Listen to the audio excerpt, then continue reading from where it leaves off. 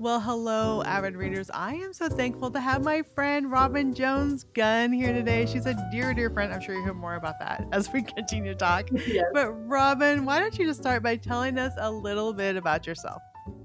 Well, I'll tell you, I met Trisha at a writers' conference.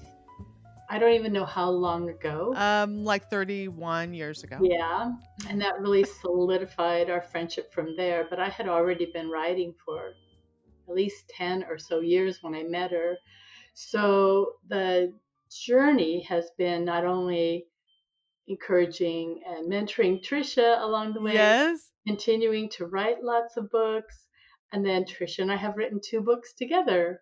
And we actually have ideas for some more we might get to one of these We would days. love to do that.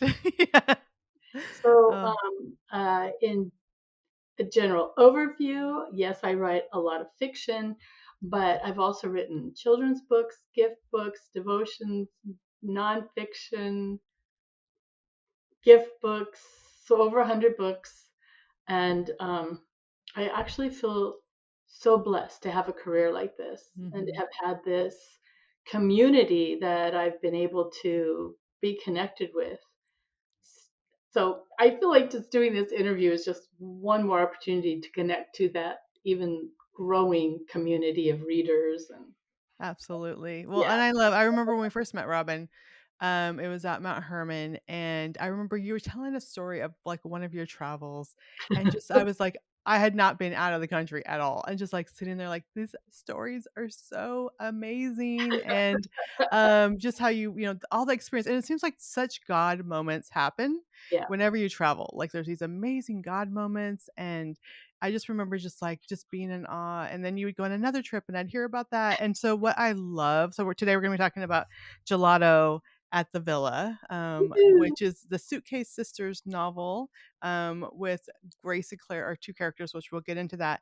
But I feel like, again, I was just telling you before we got on here, like every time I curl up read books, I feel like I'm just like again at your feet, just like hearing Oh, these stories because it's so much of whimsy and God moments, and these mhm. special little things happen in real life and then in these books. So, for those who aren't familiar with the Suitcase Sisters, tell us a little bit about the series, and then this is also the second one in the series. Right. 20 years ago, I wrote a series, 8 novels, the Sister Chick books. And 20 years ago, it was Bridget Jones's Diary and Chick Lit was just coming out. And each of the books were located in a different place in the world. And I had the privilege of traveling to each of those places and then coming home and writing the story. And the books are just sort of evergreen. They just kept Mm-hmm. selling and selling. So I think it was maybe 3 or 4 years ago. I just put a little post on social media. I think it was only on Facebook, and I said, I'm kind of thinking of writing one more Suitcase Sister book and self-publishing it, just because I have more places I've been that I always wanted to write about. And the response was unexpected because there were over 1,200 answers of, yes, I love the Sister Chicks, write another one. Here's where I think you should write about. And then they would list all the different countries of the world. And what was so unique was that a publisher saw that post. And pretty soon, within a day or two, our agent, Yep. Janet Grant at Books and Such Agency, Janet received an email. Is Robin really serious about doing more travel books? Don't let her add it to the old series, but let's dream about a brand new Mm. series. So then poor Janet, who this has happened to Janet often with Trisha and I were Yeah. calling me saying, what you're pitching a series somewhere? No, like what's going on? Heck, I was just asking a question, but I think there's an audience. So the first one is called Tea with Elephants, and Mm-hmm. I knew it had to be a story about Kenya and going on a safari because I'd gone to Kenya twice and all these rich things that happened. And so I took two characters who are best friends, and they have this opportunity to go on this safari, and then all the things that happen to them, of course. And they see that God is much bigger than they Mm-hmm. thought. And when they come home, a lot of things change in their lives as a result of getting outside their little bubble. So now book two is set in Italy, and it's Gelato at the Villa. Again, two close friends off to Italy. They take a cooking class in Tuscany, and of course, they had to go to Venice, a place I love going to and writing about. I've been there a couple times. So yeah, it just came out, and there's a third one that I'm almost finished with in an undisclosed location. I can't say. Oh, you can't say where it is yet. Not quite, not quite. Oh, so I have been to Kenya, but I didn't go with you. I have not been to Italy, and I have not been to Venice, but I've done virtual tours, so I feel like I've been there. Yes, But yes. I love it's just so we have the gondolas and of course the gelato and secret gardens and bookshops and towers and elevators going up to towers. I mean, there's so many fun things, and I just feel like I don't know, like in my life, your life, so many lives. We're in the busy life, like we just Yeah, want to escape. yeah. And I love that your books are so first of all, the friendship is just so special. And you're such a dear Yeah. friend. Every time I'm with you, just like I just love that friendship time. And that is in the book, but Mhm. also experiencing the places. So talk to us about when you were in Italy and then kind of some of the things that tie into the book with these characters. Sure. Well, I the first time I was there, I was 21, and I went with a bunch of girlfriends from my church, and we were backpacking through Europe for 4 months, and it was just a wonderful experience. But the time in Italy, when we stayed at the youth hostel in Venice, it just seemed like a, another world. I mean, it Mm-hmm. was just the pictures we'd seen here and there did nothing to really give the feel of you just enter into this time warp where time stood still and the same ways things were done 200 years ago, they're still done. And just to kind of move about on this unique island, this unique space. So I wrote about the with gelato at the villa. I went back to my travel journals and I read because that first impression, the Mm-hmm. first time you go, and just sort of, wow, what is this place? And I sent the characters to a lot of the spots that I had been that I really loved. But then there was one place that wasn't there back in the day, and it's this really fascinating bookstore. And I looked up a lot about it. You can learn so much online, like you were Yes, saying, right. virtual tours. But so I thought, okay, I'm going to add that. But then the second time I went, it was with my husband and our two grown kids. Well, they were high school and up. And we met some friends there from Ireland, and the mom and dad with their daughter. And then the five of us stayed in a kind of more remote part of Venice and would go to the little market in the morning to get our vegetables and fruit. And the place we stayed was amazing, right on a canal. And we did our own cooking and such. So it's just like these really sweet memories. Mm-hmm. Then when I send the characters to Tuscany, and they're in this villa that there's also a cooking class that's offered. I don't, Trish, I don't cook. I'm not really. I would be fun to take a cooking class. I had so much fun looking up all the different options of cooking classes in Italy that you can take and the things that they make. So yeah, I really had a lot more fun writing that than I thought because and then of course the gelato everywhere they go. And then the Yes. fifth place because they're just in northern Italy in this book. In the Sister Chick books, there was Sister Chicks and Gondolas, and that was just set in Venice. And then this, they are in Tuscany and Florence, and they go on to Lake Lugano, Lake Como, Bellagio. So I'm spoiler alert for you when you get Yeah, to I know. I'm not that far yet. the.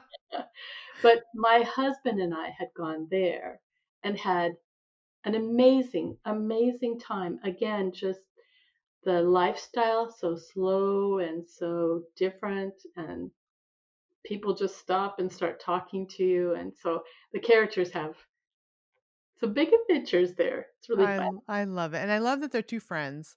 And I love how you weave the faith elements into it very slowly, talking about just they end up in a chapel at one point and conversations around God, Hmm. and faith, and, you mentioned Veggie Tales a couple times. You found that, yes. So, it's so funny because I do another podcast with Mike Nawrocki, who is Larry the Mhm. Cucumber, and so I was on the video call like this, and I'm like, "Mike, Robin is talking about VeggieTales in this book."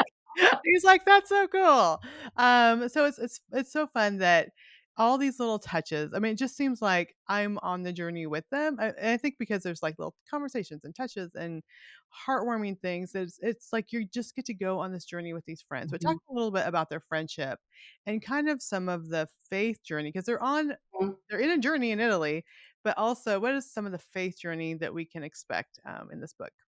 I wanted to write about two women who are close friends, but one of them who is really stable in her relationship with the Lord and makes this for they meet through books. So they have Mhm. this love of books together. But the other friend, Claire, has in essence walked away from the table, meaning the communion table, the church. And as the story goes on, we you'll find out, oh, that happened to her in those church circles Mm. during those impressionable teenage years. I see why she has this, nope, not going to church, nope, don't want to be around. But the beauty of a friend who is so established in her relationship with the Lord that she doesn't say, well, I can't be your friend because you don't believe the same way I do, you don't have the same opinions I do, but rather that there's um, okay, that there's this sense of them having that established friendship so that when you get to the end of the book and you see what happens, you'll go, this is what God does. And Mhm. we read in Romans, it's his kindness that leads us to repentance. It's the value of the friendship, of not giving up, of loving, just loving. So I really had fun writing this book. So Yeah, I have and to tell you, my husband just popped in with a sign and he said, the building we're in, there's an alarm that may be going off. oh, no! Test the fire alarm. So if it does, we'll We stop we it. have editors. We have editors that can edit everything out. We'll see how loud it is. Yeah. Oh, that's Only so it's always an adventure. See, there's adventures even in, even in everyday life. I know, I know. What I love too, that you talk about because I think so many times like friendships, we have friendships, and the more you get to know people, I mean, around the world, but even people close, like you talk about, books connected them. Hmm. Um, like not everyone we meet is always going to be on the same page about everything, You did and that yeah, on the and page. yeah, on the same, but it's also the friendship, like, she saw past, you Yeah. know, she saw past that, she saw the friendship, their friendship is built, and then through this journey, through, things that happen in this journey, um, kind of that's when we open up and we could hear old wounds. We could hear about church hurts. We could hear about other things going on.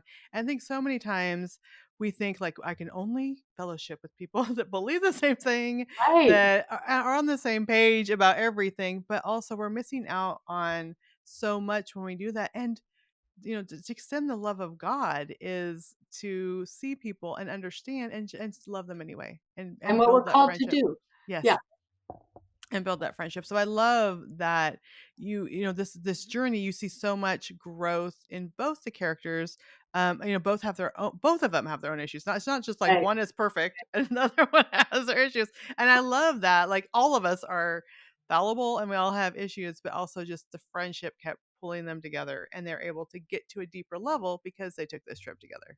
And that's the thing when you get out of the routine and there's something that happens and you're in the hotel room in the dark and your bed's across the room and you start talking and there's this bridge that's built that you wouldn't have ever done at home in the coffee shop and the so yeah, that's what Yeah. happens in this book. You'll have to read it to find out what happened. Exactly, and what I love too is that, like, when I'm reading about Grace and Claire, I'm, like, thinking about people in my own life, like, "Oh, I Yeah. should call that person," or let me or maybe start a conversation where you hadn't had it before, and that's what I love about fiction.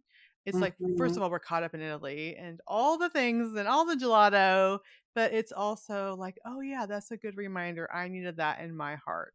And so I know you talk about this a lot, but to talk about that power of story that experience with all your books, and what God does when people just get caught up in these stories.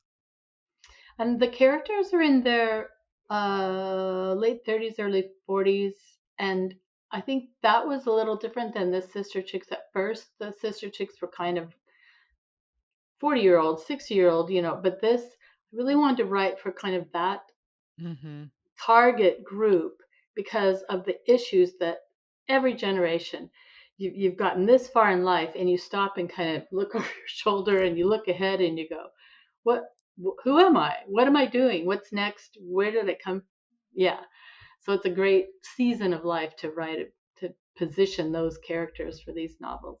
Yeah, and I love that. And then, as we're going along, I love that there's always when these things come out, I know you get letters from readers, Yeah. because I've seen some of them in our books, but I know you get letters from readers that Um, these moments that and sometimes even the things that they will bring up, you're like, oh, that was in the book. Like God can use through fiction so much to kind of peel back the layers of everyone's heart as they read.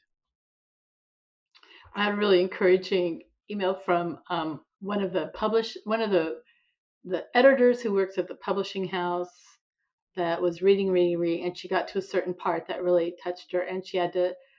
Here's someone who works in publishing, and she wrote to me and said, "I felt like that was there just for me. I stopped Mm, reading and I just sobbed, and I just had this moment that the book initiated, and you've experienced that too. You you do all the listening to the Lord and the writing and remembering the craft of writing and everything, but then it's just the Holy Spirit who puts something in there for a reader. I always pray for the readers before I mhm. start any book, and I ask that the Lord would infuse something in the story that would touch a heart in a very specific way that would draw that reader closer to Him. And He always answers that prayer, always. Yeah, and I love that, and that your heart is for the reader and whatever messages. And I think that's why people respond like, "Yes, please, more books, Robin. Yes, please, go to these locations." And I know, that you continue to travel, and so I cannot wait. I cannot wait to hear where your next books are going to be written from. But I know you just got back from a trip, and Robin, I love that you were able to go to Brazil with your son. But I think it's like you talked about all those people there just to celebrate Christian fiction. I think sometimes as authors we forget, like we're sitting there and we're worried about deadlines and the scene isn't working out and we forget that how much of an impact that our books have on readers. What was really remarkable was that I met the Christian fiction writers of Brazil at a little luncheon that the publisher had. And every single one of these young women who came in and gave me a hug and called me Mama Robin had read the Christy Miller Oh book yeah. in Portuguese that have been in Brazil for 30 years. Wow. And it was because of those books they came to the Lord or they decided they wanted to be a writer. So it's just my little missionary heart is like the legacy. Yeah. No, I would have had no idea. It's I amazing.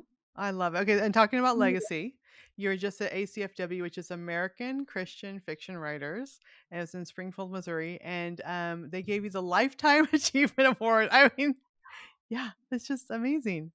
Which is such a funny feeling because you think, but I'm not done yet. I'm not done yet. I'm still behind on my current contract, and I, and don't say lifetime because I I have know. more to go. But I really felt the honor of that, Mhm, and the as you and I have felt over the years, like what a wonderful community to be in, mhm. and what privileges we've had, what fabulous readers we have who are so supportive, encouraging, and loyal. They'll just buy our next books, whatever it is. And I really felt that.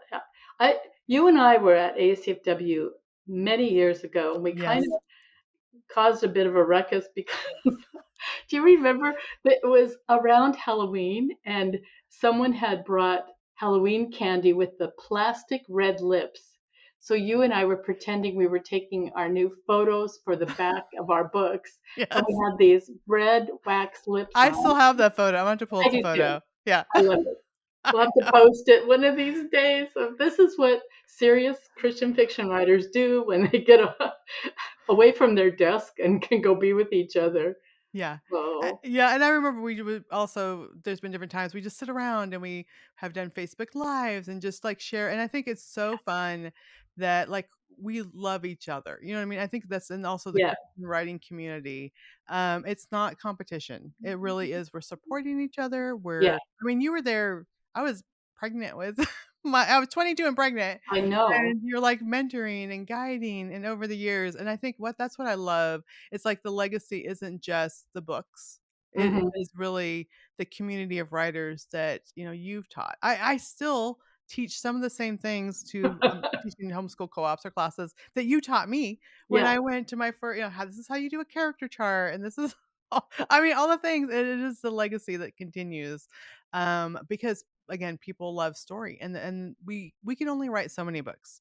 Robin, you talk about you've written over 100, but when you train people, when you teach people, not yeah. just in the United States, but all over the world, how to write, like they can continue to share the gospel in so many ways, amazing ways with stories. And here's the thing, there's so many opportunities to publish or on Amazon or whatever, but there's something about doing it with excellence and getting the Mhm. training and going to the conferences and paying a professional editor so that you know that this gift you're offering really is the best it could be and that you've learned how to improve the craft along the way. And Mhm. this was something that I was really picking up on at the ACFW. There were so many new writers that I spoke with who said, "Oh, I'm a writer too. I've published a novel on Amazon." And I would ask gently, "Did you have an editor? Were you able to like have some readers?" "Oh, no, I didn't think I needed to. I just put it up there." But I was wondering if you could tell me, how do you get your book to sell? And Yeah. then you're just like, well, you want to do it well enough Mhm. and you want to, there's nothing wrong with self-publishing, of course, but it's just to miss that step that you and I had Mhm. of being mentored and being able to go, oh, okay, now I'm better at what I am doing. And anyway, I just feel like those who want to write a book need to understand it's not just popping something out there and then wondering why no one's buying it, but it's rather how can I make this the best it can be? That's how I honor the Lord, Yeah. especially To if it's be in the Christian fiction category. Absolutely, and I know Mhm. that, you've worked with many different editors, and I know Yeah, for me too personally, like, every editor, I learned something different, right. and I'm like, "Oh, maybe I was getting lazy in this," or, like, the last novel, they're like, "You used the word that," like, I don't know, 168 times, I'm like, "Oh, yeah, I need to go cut that." So there's these little things that different editors will pick up or different things, Mhm. and it's, like, constant training, but we are doing it under God. And we don't want people to get caught up if we have a story to tell in the technical things or this transition wasn't smooth or just the description didn't really pull them in. And so then they put the book down. I mean, we want the fiction story to sweep them away so that the message, the heart behind it does come through. And what you and I have discovered is that we just keep learning Hmm. and it doesn't stop. The Suitcase Sister book I'm writing now, when I finished it and I turned it in and the first round of editors came back and the two of them had the same thought, and when they pointed it out, I thought, "Oh, you're right. I missed that entirely." So their catching it allowed me to go back and include what needed to be there in chapter 2, because otherwise chapter 17 wouldn't make sense and I Yeah. forgot it. And so that's kind of the shaping. We're making Mhm. art and we want to be able to craft it in a way that's really lovely and enduring. And I think the the thing that's remarkable, and you're talking about the Lifetime Achievement Award, but I just felt like these books are going to be here long after I go to heaven. Mhm. And for beginning writers, maybe this is what we needed to talk about a little bit today, but you don't, once a book is out there and your name's on it, like you just want that to endure to the next generation with excellence and integrity. Yeah, and the scripture, I was just reading it the other day, and every time I come across this scripture, it reminds me of you because I remember you talking about it in one of the workshops I took, but it was something about oh, I know you know it, but these words are for those yet not It's born. Psalm 102:18. There you go. Let this be written for a future generation, that a people not yet created may praise the Lord. What a That's our goal. Mhm. That's really our goal. And also, I'll just add to that that there's this sort of honor that comes from just doing what you know God gifted you to do. Mhm. There's something just in that. Like, I'm not doing this for attention or for the money or the things that come and go, but that I, God made me a storyteller and I just want to develop that gift. So when beginning writers really catch that, oh, this is not everybody can do this. I'm Mhm. gifted to do this, and I believe God's calling me to do this. Those kind of writers are unstoppable because their goal is much higher than, well, I think I could write a story better than that last one I read, and I think I could make some money. No, there's a Yeah. higher calling in this. Yeah. I love that. I love that. And yeah, these are the things I mean, I needed to hear as a 22-year-old. And I'm still incorporating them in my writing, and then I'm passing on now. So I mean, you have grandchildren and great-grandchildren from the writers I that you've do. taught and mentored. I do. Yeah, and Oh, so and I love that, and I always love the story, that, you wanted to be a missionary, and you yeah. had to tell it because you, like, rejected from what you thought you were gonna do to serve God, and then he opened amazing doors. And the books are the missionary. And when I was in Brazil, it was so sweet because I spoke at a church and I was able to share that story. And I had a translator with me who grew up reading Christy Miller books in Brazil. And she's now a writer in Brazil. And I said that I prayed Psalm 102:18, let this be written for a future generation, that the people not yet created may praise the Lord. And I said on this large church, and I'm standing next to an answer to that prayer. Mhm. In It was Brazil. beautiful. In In Brazil. Brazil. Not even yeah. And that my books are speaking languages I will never learn and going places I will never go, and that the books are the missionaries.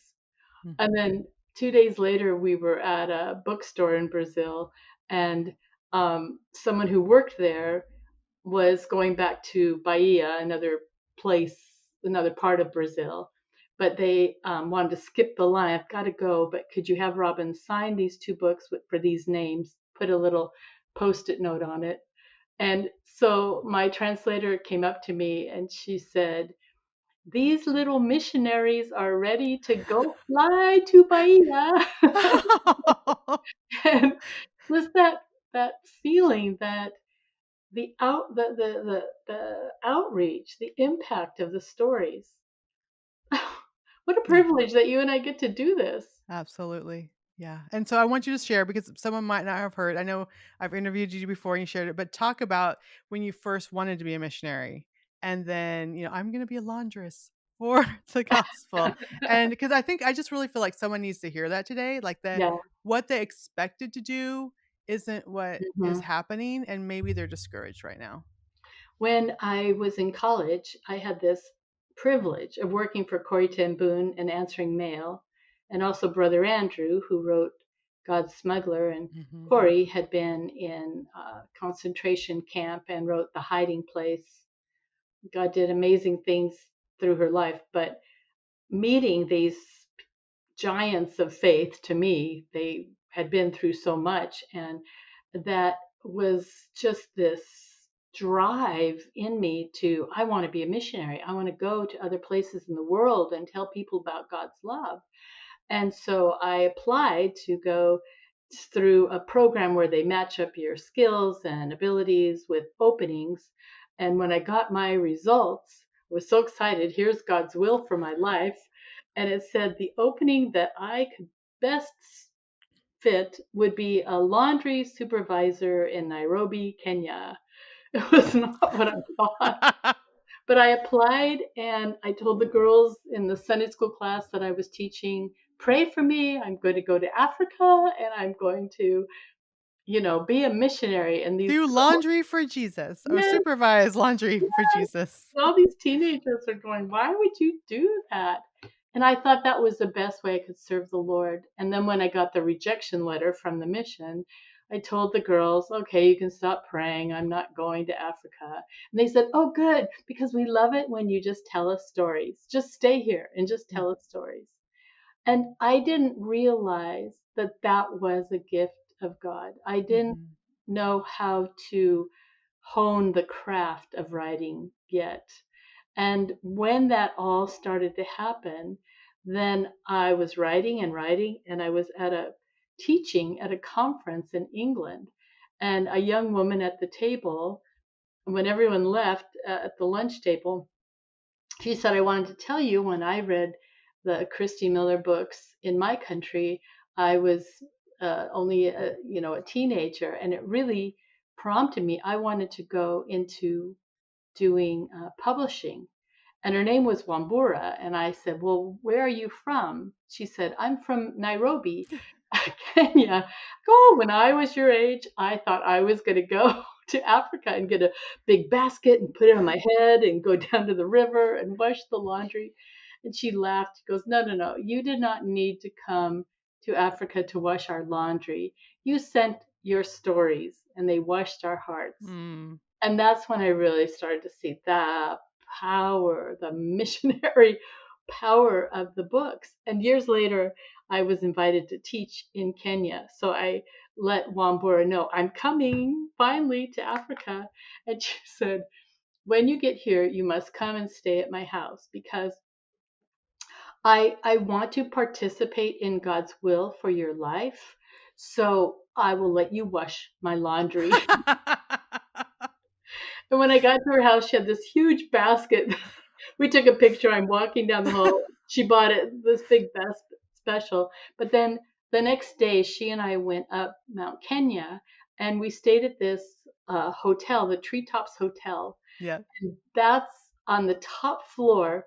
At 4 o'clock, they have tea in the afternoon. So she and I got kind of fixed up. We had scarves that we put around our necks. We went up to the top floor and had china cups and we're sipping tea. And the bonus of this is that you look down on the watering hole and it's dusk, so the animals come out to Mm. the watering hole.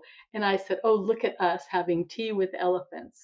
And she said, "Oh, keep that title. That's a book someday." And it is. The It first is the first one. Suitcase Sister book is Tea with Elephants, and they do have tea on the top floor. So, I mean, It's once like so again, much is for full art circle. imitating life. Yeah. But when we were coming back to her house afterwards, there were women along the river that were washing clothes with buckets and baskets and babies on blankets. And that was exactly as I had pictured it as a young 20 something girl. Like, I'm going to be there with the cool waters of Mount Kenya coming. And I had Wambura stop the car. I got out and went to this woman and said, it has long been in my heart to wash laundry in Africa. And she said, why? Can I put my hands in your bucket? Go ahead. Had that moment, the little baby's looking at me on his blanket. And then I'm just crying. I'm just crying because it's just that realization of how we think we know everything, right? Or Mhm. we think I can really help God out by doing this. But he made us. He knows everything. He's planning our futures. So then after I said thank you and goodbye to this woman, she called out after me, I will see you in heaven. It was just this really sweet full circle. When I got in the car, we drove a while. It was completely silent, thinking. And then Wambura said, so that wasn't your bucket, was it? I said, no. And isn't that funny that for so Yeah. many years I felt like I didn't really do the best thing I could do for God, or I Yeah. didn't really accomplish something for the kingdom. And she said to me, what different lives so many women would live if they stopped trying to get their hands into the wrong bucket. Mhm. And I I love think it. you're right. There's someone listening that needed to hear that. Like, ask the Lord, what do you want me to be pursuing? What do you want me to let go of? Mhm. Get me out of the wrong bucket. Get me out of the wrong bucket. Even though you're trying to do it really hard for Jesus. Yeah. Yeah, No, no, no. I love it. Okay, so well, this book so Tea with Elephants is book 1. Book Yep. 2 again is Gelato at the Villa. Don't know where book 3 is, but we'll find out soon, Soon enough, hopefully. yes. And that book Yes. will come out in 2026. All I don't right. remember which month, but it's coming. It's coming, and we'll hear about it soon. But Robin, where can people go to find out more about you and your books and to find Gelato at the Villa?